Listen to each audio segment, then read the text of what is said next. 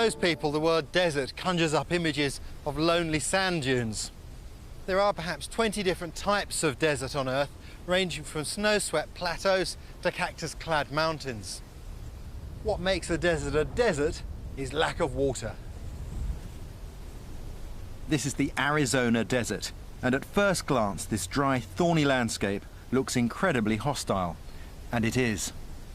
US cavalry officers posted here in the 1880s described this region as the most difficult in North America. But despite its appearance, this is a desert where you can survive. And in this program, I'm going to explore the skills of a people who truly mastered living here, the Apache. There's a hot wind pushing the temperature close to 100. The ground's baking, and you'll lose at least a gallon of sweat a day. Yet the Apache were perfectly at home here. These photographs, taken in 1886, are the only visual record of Native Americans actually on the warpath. Geronimo was their most famous warrior, who used his knowledge of this environment to fight one of the most successful guerrilla wars ever waged. I've long been fascinated by how a handful of warriors using survival skills could outwit 5,000 troops. Desert hiking can be immensely rewarding, but it's not a place to go unprepared. Obviously you're going to need basic outdoor equipment, compass, map and so on, but there are a few items that are considered absolutely essential. You've got to first of all be dressed right, making sure you've got long sleeves and good protection from the sun, good sturdy boots to protect you from the cactus and thorns, some means of making fire, a mirror in case you have to signal, and a torch with plenty of spare batteries so that you can move safely at night when snakes are about. The most important thing of all is plenty of water. I carry at least 6 litres for a day.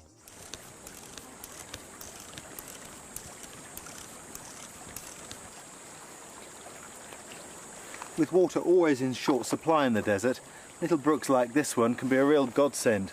But the problem is you can't drink this water as you find it. Slow-flowing streams like this harbour Cryptosporidium and Giardia. The last thing I want on a desert hike is diarrhea and dehydration. So when I'm moving around, what I do is I use a simple filter like this one that sterilises the water and filters it all in one.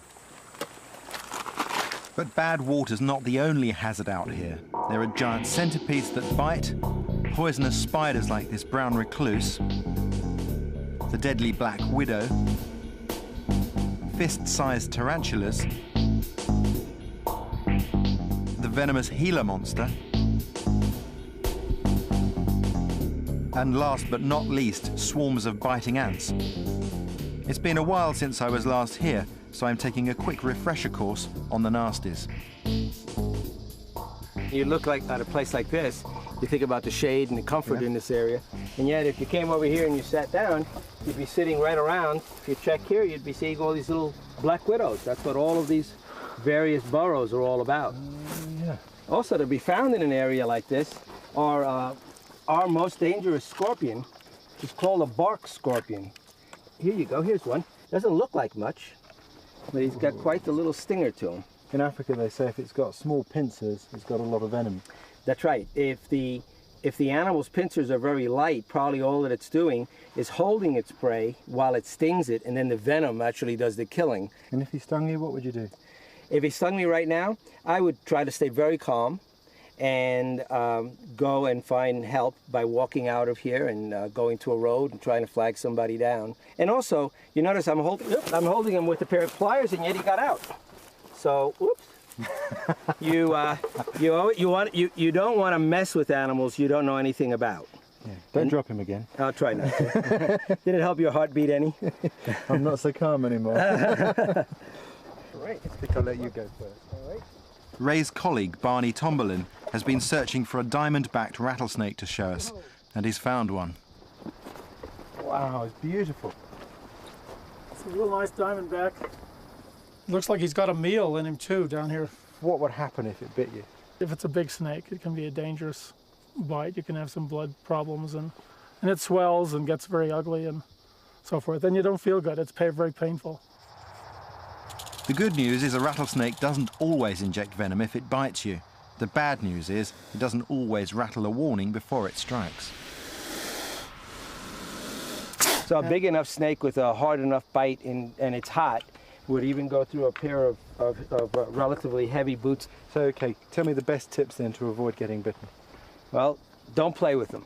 If you see a snake, leave it alone, respect it. But if you're climbing, you have to be aware of putting your hands up on the rock to pick yourself up. There's nothing like lifting yourself up and having a coiled rattlesnake be the object that comes right into eyesight. And that's happened. That's happened to me, and I'm sure it's happened to many other people Bad around scene here. to be on eye level with one. What about where it bites you? How important is that? That's real important. Most bites are in the arms and legs. I think there was one in Phoenix last year in the face or the neck, and that guy died, and that was a western diamondback. Like I said to Jimmy. I'm going to make a journey in Apacheria, what's now called southern Arizona. The route would have been well known to the Apache. I'm starting at the stronghold of one of their most famous chiefs, Cochise, and heading south to Skeleton Canyon, which was a secret cross-border pass into Mexico. This is the starting place for my journey. I'm standing in Cochise's stronghold. It was from this mountain fastness that Cochise and his Apache warriors could look out with an eagle's eye view of Sulphur Springs Valley and all the surrounding countryside. Well, it may look tranquil now, but if I'd come here 100 years ago, it would have meant certain death. Back then, this was a battlefield. Now it's a virtually uninhabited wilderness that silently carries the scars of the past. All of the skills I'm going to show you are based on first-hand accounts written at the time. Walking through this terrain is really hard on your feet, particularly your boots. For the Apache with only moccasins, that meant they had to change the soles on them every 4 days or every 100 miles, whichever came first. For running repairs, they had a neat little trick. They used the agave, cutting just behind the spine and pulling it down like this.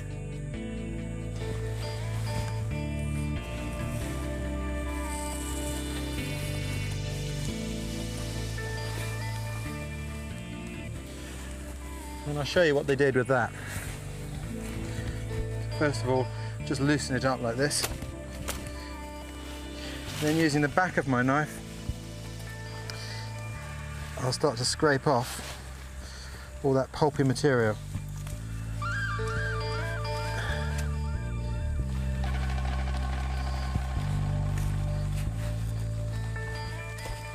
And there we are.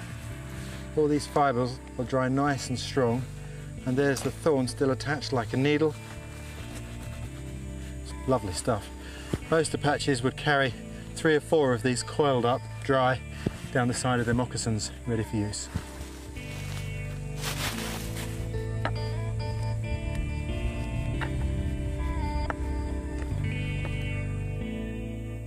Hunted by both the American and the Mexican armies, the Apache perfected hit-and-run warfare, returning from raids to the safety of the mountains, where only the brave or the foolhardy would pursue them. Geronimo said of these times, "We were reckless of our lives because we felt that every man's hand was against us. If we returned to the reservation, we would be put in prison and killed. If we stayed in Mexico, they would continue to send soldiers to fight us. So we gave no quarter to anyone and asked no favors."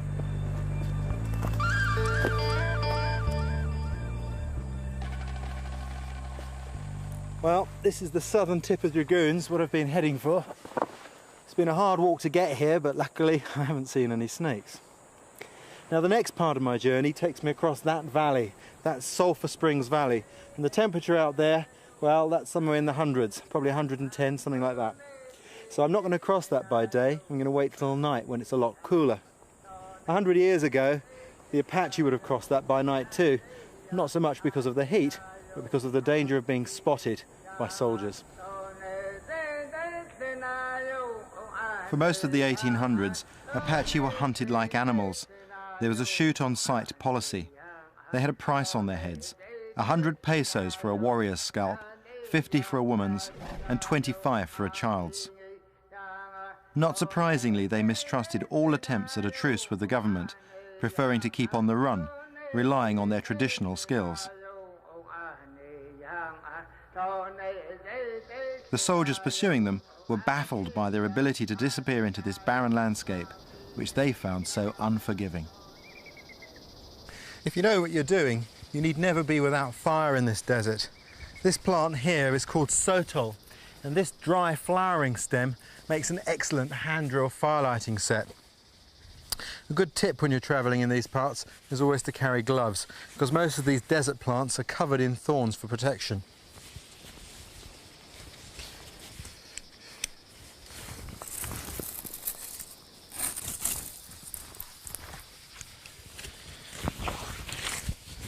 The wood's really light, but it's also strong. And that is why the Apache also used it for another job. They took the tip of a cavalry sabre, lashed it in the end, and made a lance for fighting with. Whenever they gathered materials like this, they'd also collect up the seeds and scatter them widely to make sure that whenever they came back here, they'd have resources. Sotol is one of the easiest woods that you can use for friction fire lighting. Once you've mastered the technique, you need never carry matches here. What I've done is I've drilled in a hole here, the same diameter as the end of the drill. Now what I've got to do is cut a notch into this, and that's critical because in that notch a small powder is going to collect that gives us the ember with which I'll light my fire. Once it's prepared, it only takes a few seconds to make fire.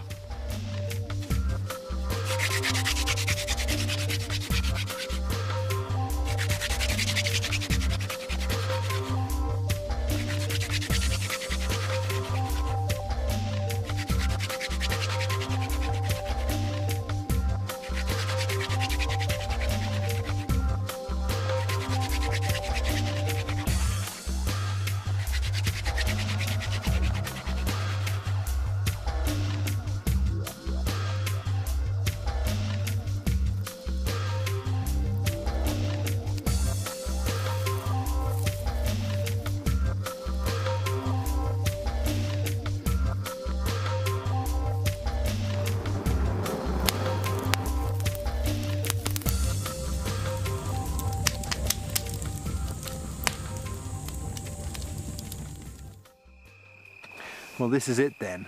Night time, the perfect time to travel in the desert in terms of temperature, although it's still warm enough that I only need a shirt.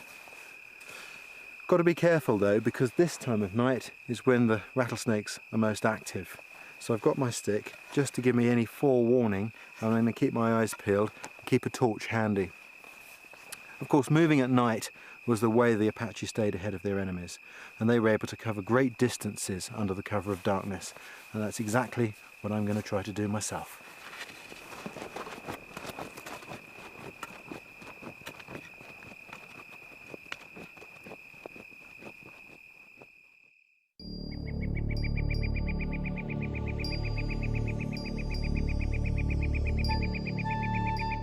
I'd arranged to rendezvous with the crew at dawn, but I was an hour or so late. It was a really hard 20-mile hike, but the Apache would have left me way behind and been well hidden in the hills by now. Their relentless endurance must have been incredible. There are even accounts of them outpacing the cavalry. Hi guys. Behind. Got any water? Get that.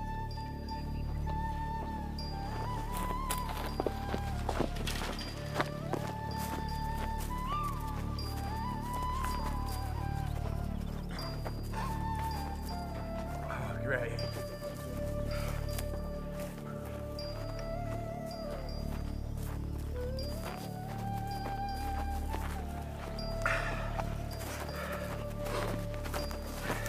Didn't quite make it. That is a long way. What about the fence there? You're not kidding. See these snakes? A couple.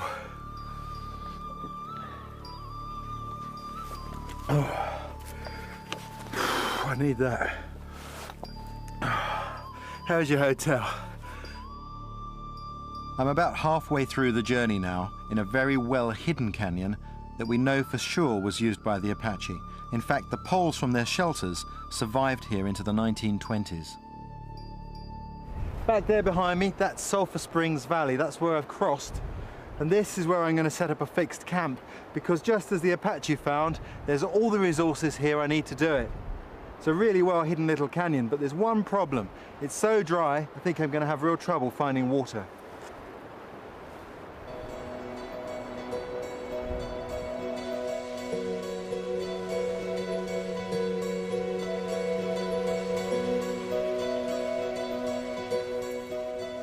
A 100 years ago, there'd have been water in the creeks hereabouts, but today the water levels dropped. So I'm having to resort to this technique to try and get a drink. I'm making a solar still. And basically, what I've got in here is a billy can in this deep hole, and I'm filling the hole with soft, pulpy cactus, prickly pear, and I'm going to put polythene over the top and try to condense moisture out of it. This tube acts as a straw to suck up any water that collects in my billy can. The stick stops dirt and insects from getting in. The plastic has to be well sealed around the edges, and then a stone weighs it down so that the condensed water drips into the can below. It's a long while since this riverbed saw any water, but it's worth exploring it, because further up it's quite likely I'm going to find some pockets of water just trapped there in the shade.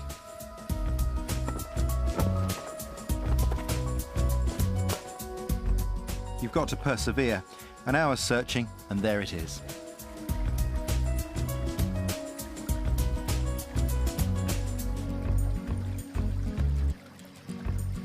That's great, more water. Of course, the other way, cleaning water up from rivers, is the old way, by boiling, and that's the joy of a fixed camp. Mind you, when you're in deserts, the last thing you want to be doing is boiling your water more than necessary, because obviously you're losing your water to steam. So two tips: one, have a lid on your cooking pot to reduce steam coming off, and the other is only bring your water to a rolling boil. That's all you need to do to make it safe.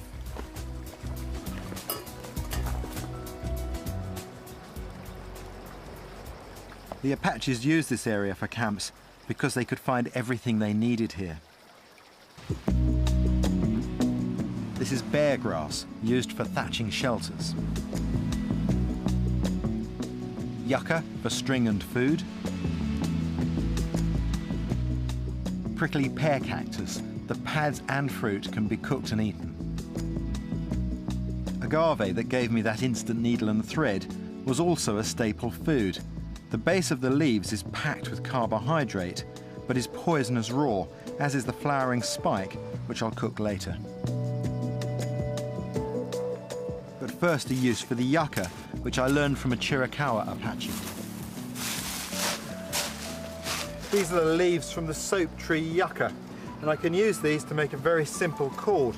The first thing is to blunt off that nasty sharp spike there, and at this end, where it's really hard, I need to soften that first.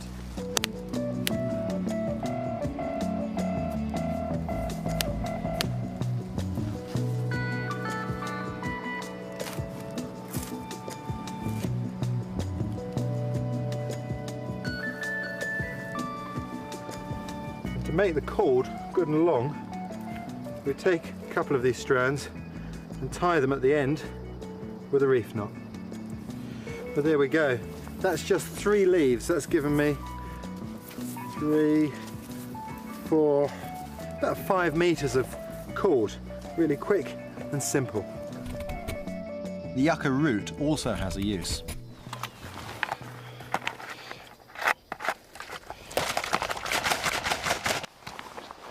As you can see, it's starting to froth up, because in this plant you've got a natural form of soap, and it's that the Apache used on an almost daily basis to wash themselves and their hair. As the Apache roamed this area, they built temporary shelters called wickiups, which in later years they covered with tarpaulins because it was quick and easy when they were on the run. The basic structure of the wickiup is made from this stuff, desert broom, which is long and flexible. Now those are qualities that aren't easy to find in the desert, where trees have a tendency to be hard, brittle and short. On top of that, I'm putting this squaw bush, which is perfect for just giving it structure. before lastly thatching it with this stuff, bear grass. Bear grass is as tough as hell. I struggled to pull it up until I discovered that a good kick at the root really did the job.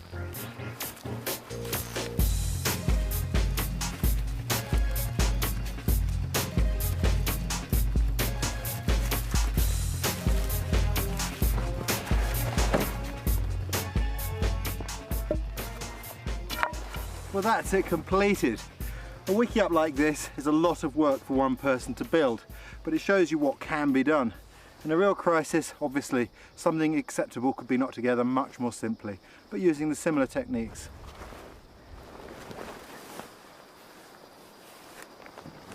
Well, that solar still's been going all day now, so there should be a drink in there.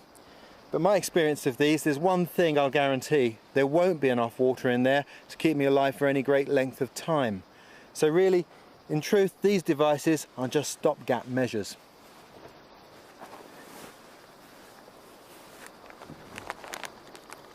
Well, as I thought, barely a mouthful, and not really worth the effort it took to make.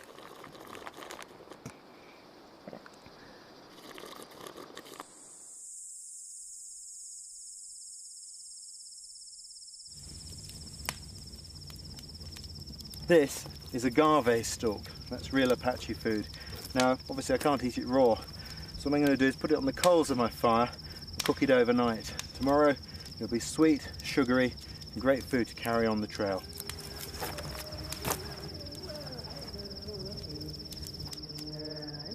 Camping here is eerie. I can sense the ghosts of the families that used to live here. It's impossible not to feel a sadness for the way they were removed.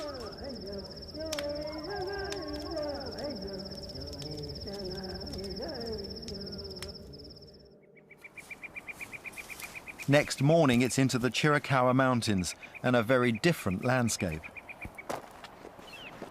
You can easily imagine how difficult it was for the cavalry to pursue the Apache up here. Now that I'm coming up into the mountains, I'm seeing all sorts of different plants. This one here is mullein, and it's this plant that I'd use up here to make fire with a hand drill. The old leaves have also got uses. The Apache used to smoke these for bronchial disorders. And if you're short of loo paper, well, it's the leaves of the young plant that are just perfect.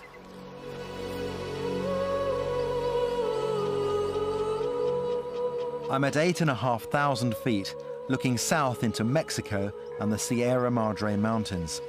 It's a lot cooler, and the Apache would have spent long periods of the year living here, taking advantage of the more forgiving environment. It was from these mountains that they launched countless raids into Mexico to steal horses and weapons. But I've got to go back down to the desert floor, heading for Skeleton Canyon.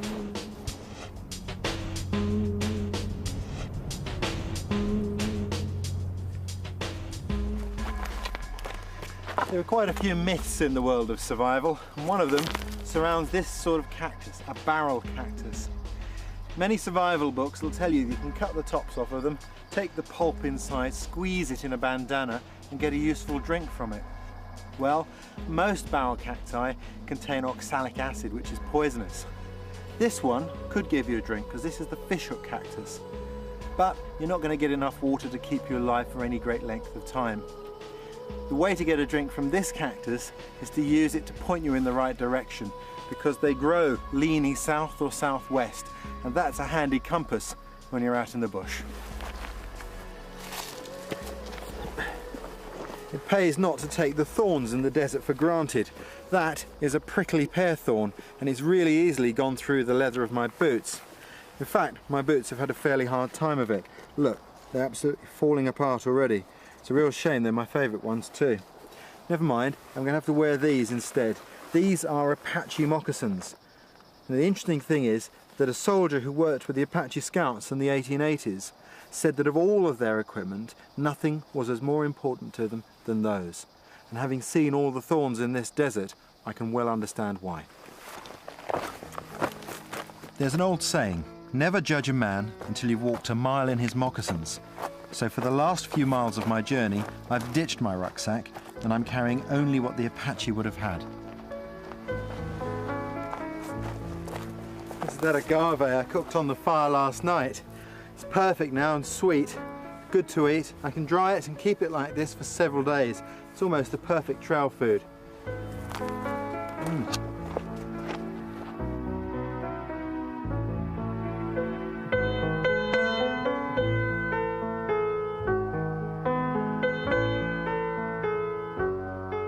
This may just look like another rocky outcrop, but during the Indian Wars, it held great strategic value for both sides.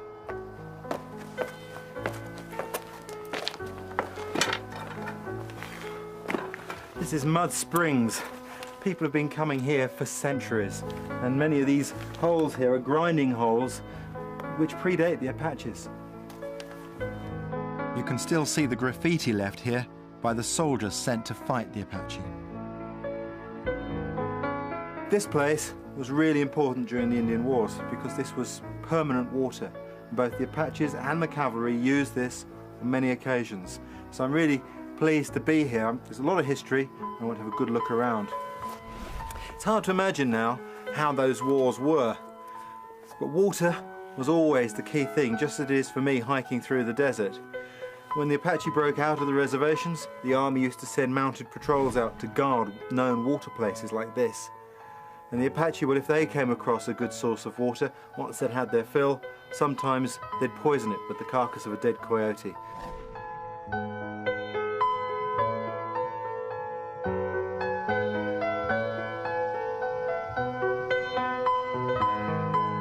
I'm almost at the end of my journey, with only a few more miles to Skeleton Canyon, a place that holds special significance.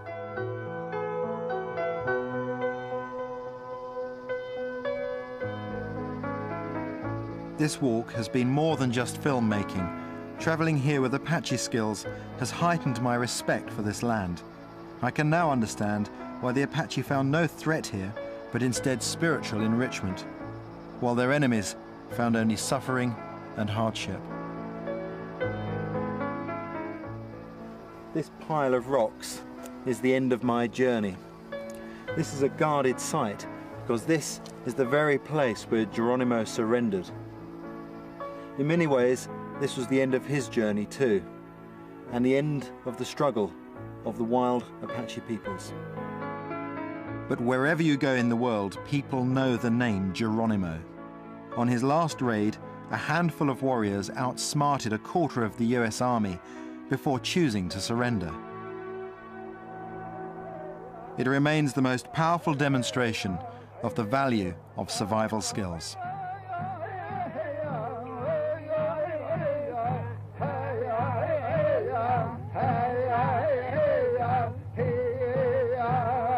Next week, one of the most inhospitable places on Earth.